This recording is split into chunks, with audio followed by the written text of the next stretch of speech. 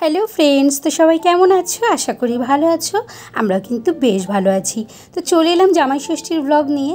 আর দেখো, জামাই ষষ্ঠীর দিন আমার আউটফিটগুলো তোমাদের সাথে একটু শেয়ার করলাম। এখানে একটা মেরুন কালারের শাড়ি পরেছিলাম, তার সাথে কিছু জুয়েলারি পরেছিলাম, যেমন শাখা বাঁধানো, পলা বাঁধানো, আর একটা খয়েরি রঙের টার্সেল পরেছিলাম। এটা কিন্তু আমি আমার বিয়ের আগে বানিয়েছিলাম, আমি আমার টিউশনির পয়সা দিয়ে। আর বাদবাকি গয়না কিন্তু সবই আমার বাবা দিয়েছে। তো যাই হোক, তারপরে কিন্তু আমরা চলে এসেছি বাড়িতে। আর এখানে দেখো, ষষ্ঠীর তোড়জোড় শুরু হয়ে গেছে। জামাই পরিবর্তন দরকার, আমরা জামাই চেঞ্জ করব, ঠিক আছে? কারণ এক জামাই প্রত্যেক বছর কিন্তু ভালো লাগছে না। দুটো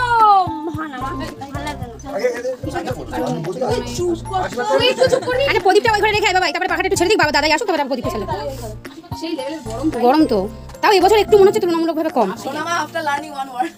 আজকে বেশি ওরা ভিডিও করব, যেহেতু বাটা দেওয়া হচ্ছে না, তো সেই জন্য শুধু আশীর্বাদ মিষ্টি খাই দাও। যেহেতু কিছুদিন আগে আমার বোনের শ্বশুর মারা গেছে, তো ওই জন্য আমার ভগ্নিপত কিন্তু বাটাটা নেয়নি, বাদবাকি সবই করা হয়েছে।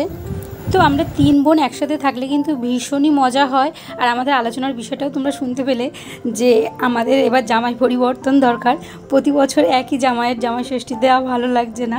তো এটা নিয়েই কিন্তু খুব হাসি মজা করছিলাম আমরা।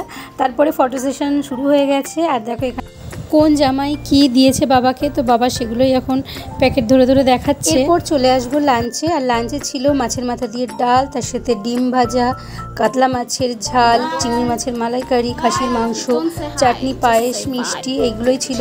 তবে আজকে আমরা কিন্তু এগুলো কিছুই খাবো না, যেহেতু আমাদের ষষ্ঠী। তো আমরা কিন্তু আজকে দই, খই, চিড়ে এইগুলোই খাবো। যেহেতু আমরা ষষ্ঠীতে মাছ মাংস কিছু খাই না, ষষ্ঠী করি, তো ওই জন্য কিন্তু পরদিন খাওয়া দাওয়া করে তারপরেই সবাই একসাথে বাড়ি যাই। তো এবছরও সেটাই করব। তো সব কিছুই তোমাদের সাথে শেয়ার করবো।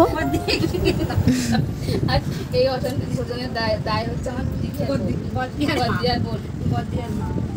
মা কোনো কিন্তু কোনোদিনই বলে না, মা বলে হ্যাঁ। আমি তো দূরেও বলেছি, তুই তো বলিস না, তুই না না। আচ্ছা, আমি একবার খেয়েছিলাম, সে মনে নেই, একবার খেয়েছিলাম কিন্তু তুই তোর শরীর তো শরীর না সারা রাত কেটে কাঁদতে আমি খাই না বাবা, আমার একবেলা খাওয়ার জন্য তোর বাচ্চা কাচ্চা কাঁদবো ষষ্ঠী কোনোটাই।